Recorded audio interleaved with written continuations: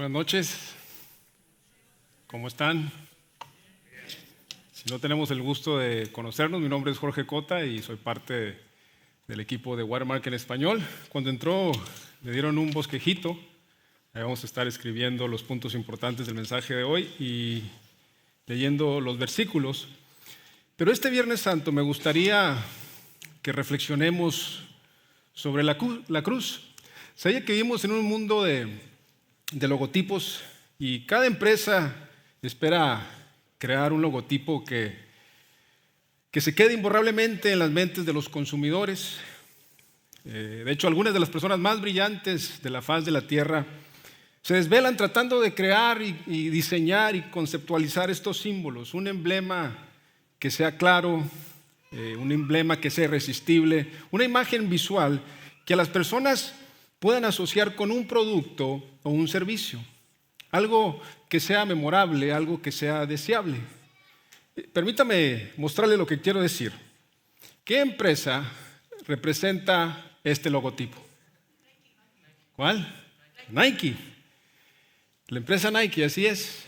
Y en 1971, Caroline Davidson creó este logotipo. De hecho, este logotipo tiene un nombre. ¿Cómo se llama este logotipo? El swoosh. Y este es el logotipo más reconocido y de mayor prestigio en el ámbito deportivo a nivel mundial. Es un símbolo de victoria, es un símbolo de un triunfador. Quizás no sepa esto, pero la palabra Nike es una palabra griega que en los tiempos de Jesús significaba victoria.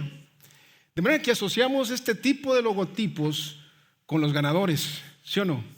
Y sabe, las personas están dispuestas a pagar mucho dinero por una playera simplemente porque lleva este logotipo. ¿Por qué? Porque este logotipo es deseable, es conocido. Por cierto, a Caroline, la diseñadora, ¿sabe que le pagaron $35 por diseñar este logotipo? El punto es que este logotipo ha llegado a ser el símbolo de un triunfador. ¿Qué tal este logotipo? ¿Qué empresa representa ese logotipo? ¿Cuál? McDonald's. Y este logotipo fue lanzado en 1962 y creado por Jim Schindler. Y los arcos dorados representaban un símbolo de abundancia. Y pronto llegó a ser la casa de Ronald McDonald y la casa de la cajita feliz. Y cuando los niños ven este logotipo, sus corazones empiezan a latir rápidamente, descontroladamente. Saben perfectamente bien que debajo de esos arcos dorados les espera una cajita feliz con un juguetito adentro, ¿sí o no? A los niños les encanta este logotipo. Ahora, ¿qué tal este logotipo? Mercedes-Benz. No es un símbolo de paz. Este es el logo de Mercedes-Benz, también llamado o conocido como la estrella de Mercedes. Inicialmente fue registrado en 1909 y a través de los años este ícono ha llegado a ser un símbolo de calidad, de éxito, de seguridad, de funcionamiento. Este logotipo es un símbolo de prosperidad y lujo y por eso a la gente le gusta asociarse con este logotipo. Pero eso es lo que uno busca al crear un logotipo: reconocimiento instantáneo. Y esto nos lleva a otro logotipo: la cruz. La cruz, mis hermanos, ha sido el logotipo del cristianismo por más de 2000 años. De hecho, es el símbolo más reconocido del mundo. Y este símbolo de la fe comenzó con 2 pedazos de madera donde los criminales eran ejecutados. Un instrumento de muerte. Un instrumento de muerte es nuestro logotipo. Ahora bien, la pregunta es, ¿por qué una cruz? Digo, después de todo, si yo fuera Dios, no hubiese representado la fe con algo asociado a la muerte, porque no es buena mercadotecnia. Piénselo, si usted va a empezar un movimiento mundial para atraer a las multitudes, si usted va a buscar un símbolo que las personas estarían prestas a abrazar, si usted va a comenzar una religión mundial, ¿por qué rayos elegiría una cruz? ¿Por qué elegiría un instrumento de muerte? La cruz no era algo deseable. Hoy por hoy, la cruz ha llegado a ser una joyería muy popular. La bañamos de oro, de plata y de diamantes, porque nos hemos olvidado del trauma asociado con la cruz. Se nos olvida lo que realmente representaba durante el primer siglo. La cruz, mis hermanos, no era un símbolo de un triunfador, era el símbolo de una muerte violenta, espantosa y horrible. La cruz no era un símbolo de victoria ni de abundancia, mucho menos algo deseable. Era un símbolo de una gran pérdida. Era un símbolo de prestigio o de prosperidad. Era un símbolo de una gran humillación. Y uno de los misterios más profundos es que Dios, el que posee todo el poder y todas las riquezas, elegiría una cruz como expresión de su amor y su carácter. Y sabe, eso simple y sencillamente no tiene sentido. Y el apóstol Pablo sabía lo tonto que era tener la cruz como el punto central de la fe. Y por eso escribió en 1 Corintios 1:18. Miren lo que dice. El mensaje de la cruz es una ridiculez para los que van rumbo a la destrucción, pero nosotros que vamos en camino a la salvación sabemos que es el poder mismo de Dios. Como puede ver, para el mundo la cruz es un símbolo de humillación y muerte. Es una tontería, pero para aquellos que comprendemos su significado es inestimable. Así que hoy me gustaría ser bien claro y directo sobre el significado de la cruz. Y quisiera recordarle por qué la cruz representa el núcleo de la fe cristiana.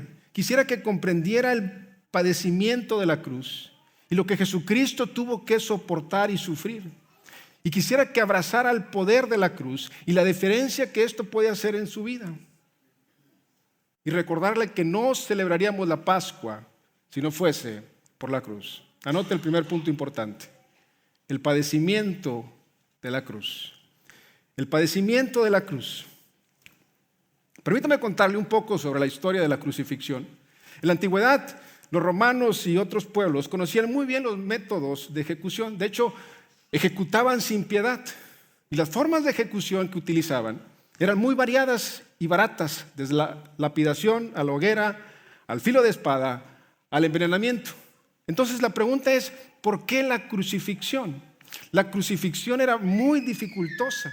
Se requería de 4 soldados y un centurión que lo supervisara. Y tomaba horas y horas y a veces días. Era una muerte tan lenta y costaba mucho dinero. De manera que la pregunta es, ¿por qué los romanos aplicaban la crucifixión?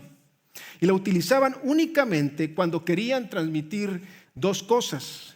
La primera, la utilizaban en aquellos casos donde querían maximizar el dolor y el sufrimiento.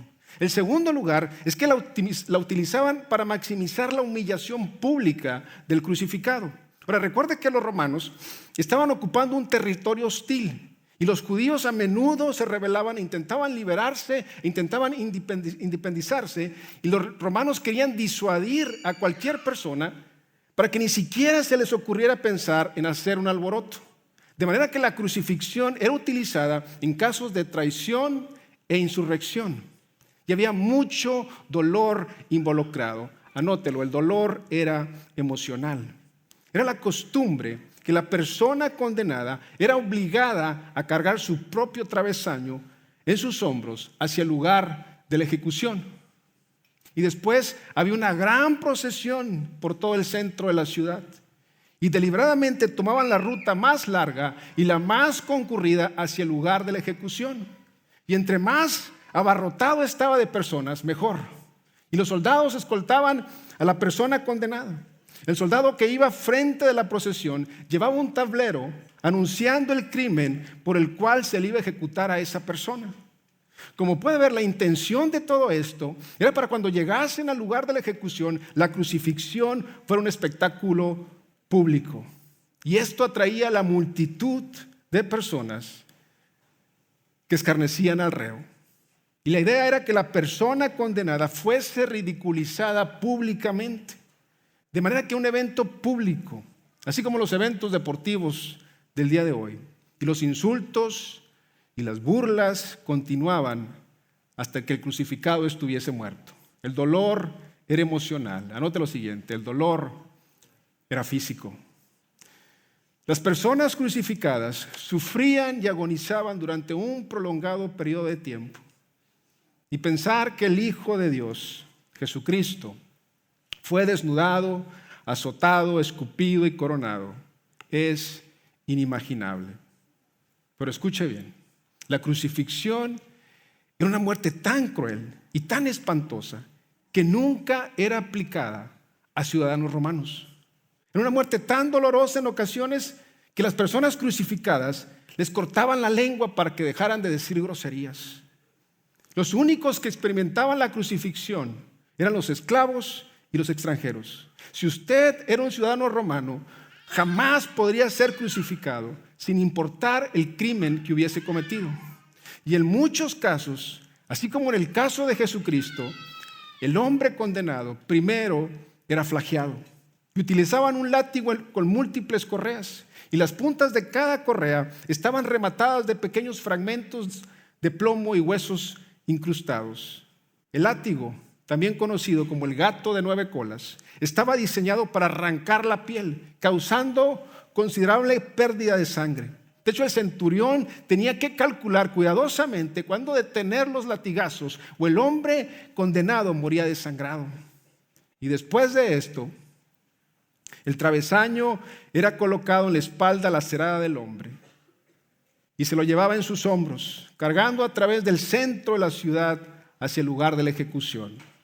Y allí la cruz era colocada en el suelo y el hombre condenado era colocado en la cruz. Y los soldados romanos tomaban clavos de 9 pulgadas y se los atravesaban en las muñecas. Y después tomaban sus pies y colocaban uno encima del otro y le atravesaban con un clavo de 12 pulgadas. Y después levantaban la cruz y la colocaban en su base. Y esto hacía que todo el peso del hombre fuera jalado hacia abajo, ya que solamente era sujetado por los clavos.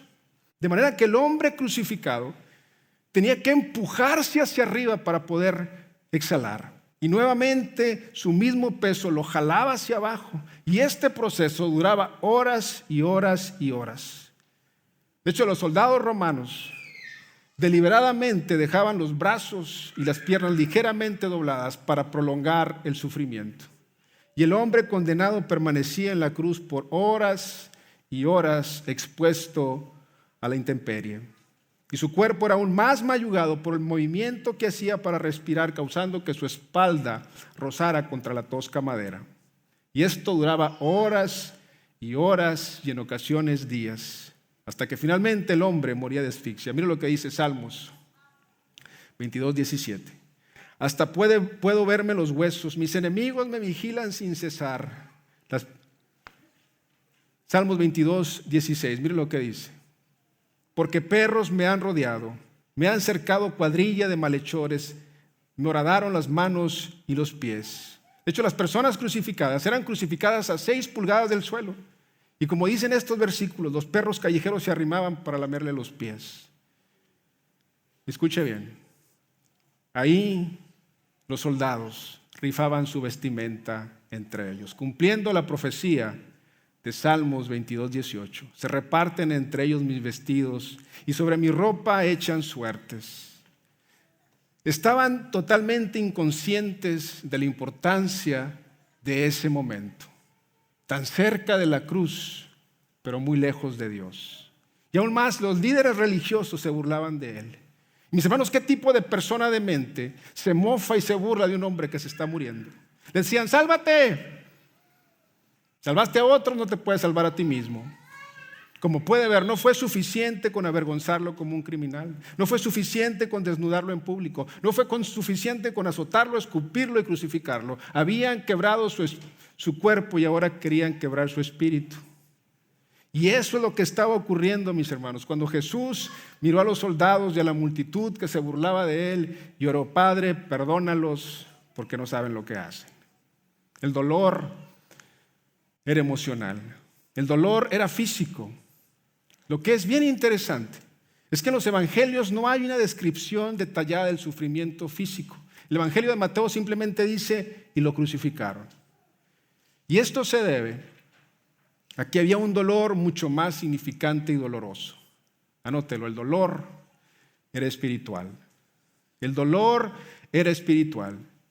La diferencia entre lo que Jesús experimentó y lo que otras personas crucificadas experimentaban era un dolor espiritual. Fue un dolor espiritual, una forma de dolor espiritual que usted y yo apenas podemos vislumbrar.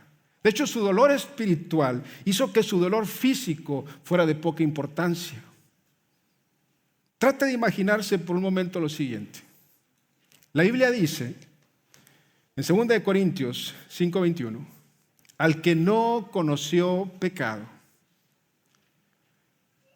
Jesús nunca experimentó la culpabilidad, nunca tuvo un momento de vergüenza o un momento de remordimiento. Y a través de la vida, lo único que Jesús conoció fue la inocencia pura. Dice, al que no conoció pecado, le hizo pecado por nosotros. Ahora, piense por un momento en el pecado más feo que usted ha cometido.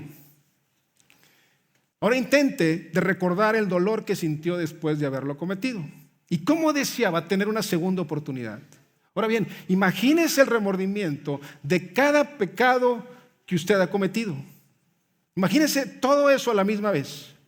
Añádale a eso, no solamente la culpabilidad de su pecado, pero la culpabilidad y el dolor y la vergüenza y el remordimiento de cada pecado cometido por todos los seres humanos. Y no solamente a los seres humanos que han vivido, sino a todos aquellos que vivirán. Cada acto de abuso físico, cada asesinato desde el principio del mundo, cada seducción, cada mentira, cada robo, cada traición, cada decepción, cada genocidio. Imagínese experimentar la culpabilidad de toda la humanidad a la misma vez cuando usted ni siquiera ha conocido o cometido un solo error. ¿Se acuerda cuando era niño y todavía era inocente? ¿Recuerda qué mal se sintió la primera vez que hizo algo malo y lo sabía? Mis hermanos, Jesús no conocía la culpabilidad. Y de repente el ser humano más inocente en la faz de la tierra tenía en sus hombros toda la culpabilidad de la humanidad. Jesús nunca había experimentado ninguna otra cosa más que una perfecta intimidad con su Padre. Y a través de toda la eternidad, Jesús nunca conoció un solo momento de lo que se sentía estar solo. Nunca conoció ni un solo momento de lo que se siente no ser amado por su Padre. La unidad en la Santísima Trinidad era inseparable. Y la realidad de las cosas es que nuestra culpabilidad implicó la inevitable separación de Dios. Por eso Jesús dijo, Dios mío, ¿por qué me has desamparado? Ahora bien, ¿qué significa ser desamparado por Dios? Jamás lo sabremos en esta vida. En la cruz, Jesús experimentó algo que nosotros apenas podemos vislumbrar. Jamás podremos comprender el horror de lo que significa ser completamente abandonado por Dios. Una completa oscuridad espiritual, una soledad espiritual, un absoluto abandono, una desesperación total. Su sufrimiento físico no fue nada comparado con esto. Y sí, fue abusado por las autoridades, fue humillado por las multitudes, fue abandonado y traicionado por sus mejores amigos. Sin embargo, el verdadero sufrimiento fue un sufrimiento espiritual. Escuche bien, Jesús experimentó un sufrimiento y una culpabilidad sobrenatural que usted y yo jamás conoceremos. Para que usted y yo podamos experimentar una sanidad y un perdón sobrenatural que jamás nos podremos merecer. Y eso nos lleva a otro aspecto de la cruz, anótelo. El poder de la cruz. El poder de la cruz. Fue muy evidente para los que presenciaron la crucifixión de Jesús que había algo diferente. Había un extraordinario poder espiritual. De hecho, los testigos oculares afirman que la tierra se oscureció. Y eso era simbólico a la oscuridad espiritual que estaba ocurriendo en ese momento. Y también afirman que la tierra se sacudió y que el velo del templo, el que cubría la entrada al lugar santísimo, ese lugar donde habitaba la presencia de Dios de manera especial y donde solamente al sumo sacerdote se le permitía entrar una vez al año, ese velo fue rasgado en dos partes, de arriba hacia abajo. De manera que necesitamos comprender el tipo de poder que fue liberado en la cruz. Anótelo, el poder para perdonar. Debido a Jesús, la culpabilidad colectiva de la humanidad fue expiada. Como puede ver, su culpa y mi culpa estaba con Cristo en la cruz. Su pecado y mi pecado estaban con Cristo en la cruz. De manera que la Biblia dice que la sangre de Cristo nos limpia de toda maldad. ¿De cuánta maldad? De toda maldad. ¿Sabe lo que eso significa? Significa que no importa lo que hayas hecho. Significa que no importa qué tan sucio te sientas o qué tan oscura haya llegado a ser tu vida, puedes ser completamente perdonado por Dios. Tu pecado y mi pecado pueden ser olvidados. Puedes salirte de aquí esta noche con una conciencia tranquila, limpia y pura. ¿Por qué? ¿Porque te lo mereces? No. ¿Porque te lo has ganado? No. ¿Porque te has portado muy bien? No. ¿Porque has hecho muy buenas obras? No. Es puramente por el poder de la cruz. Y ese poder te provee un acceso directo a Dios. Eso, mis hermanos, es posible gracias a la cruz, nuestro logo, el símbolo de salvación. El poder de la cruz para perdonar, y anótelo, siguiente, el poder para la reconciliación. Gracias a la cruz, las personas pueden ser reconciliadas con Dios y con los demás. Cuando el apóstol Pablo le escribió a la iglesia en Éfeso, habló de la reconciliación interpersonal. Como puede ver, en los días de Jesús, la enemistad más fuerte era entre los judíos y los gentiles. Se la llevaban discutiendo todo el tiempo, se condenaban unos a otros, se crucificaban unos a otros. Y muchos de ellos se habían convertido ahora al cristianismo, pero trasladaron esa misma actitud de odio hacia la iglesia. Y aun cuando dejaron de matarse entre ellos, no se hablaban, ni estaban dispuestos a sentarse a compartir los alimentos. Y San Pablo afirmó que cuando Jesucristo murió en la cruz, rompió esa pared de hostilidad y enemistad. Y ahora esas mismas personas, esos que eran tus enemigos, ahora puede ser tu hermano o puede ser tu hermana en Cristo Jesús. Y eso fue exactamente lo que sucedió. Llegaron a ser como hermanos, como familia, y lo mismo ocurre el día de hoy. Blancos y negros, hombres y mujeres, podemos ser reconciliados gracias al poder de la cruz. Como puede ver, cuando descubrimos el significado de la cruz, nos damos cuenta que solamente hay una clase de personas, personas amadas y creadas a la imagen y semejanza de Dios, personas pecadoras redimidas por la muerte de Cristo en la cruz. Y eso nos da poder para reconciliarnos. Ese es el poder de la cruz. Poder para perdonar todos nuestros pecados, por más horribles que sean. Poder para que busquemos la reconciliación los unos con otros. Y anote lo siguiente: el poder para el maligno. El apóstol Pablo escribió sobre otro acto asombroso en la cruz. Le escribió a la iglesia de los Colosenses al respecto. Mira lo que dijo. Colosenses 2, 13 al 15. Ustedes estaban muertos a causa de sus pecados y porque aún les habían quitado la naturaleza pecaminosa. Entonces Dios les dio vida con Cristo al perdonar todos nuestros pecados. Versículo 14. Él anuló el acta con los cargos que había contra nosotros y la eliminó clavándola en la cruz. De esa manera desarmó a los gobernantes y a las autoridades espirituales. Los avergonzó públicamente con su victoria sobre ellos en la cruz. Cuando Jesús murió, desarmó a los poderes espirituales y a las autoridades que se oponían a Dios. Literalmente ridiculizó a Satanás, al acusador. Y eso fue lo que las personas pensaron que le hacían a Jesús. Ridiculizarlo en público, avergonzarlo y humillarlo. Pero cuando Jesús murió en la cruz, estaba demostrando su victoria. Como puede ver, en la cruz, el pecado, la culpabilidad y la muerte fueron derrotadas una vez y para siempre. Y ese es el poder de victoria sobre el maligno. Y por último, anótelo: el poder para cambiar. Como puede ver, usted no tiene por qué ser vencido por el pecado.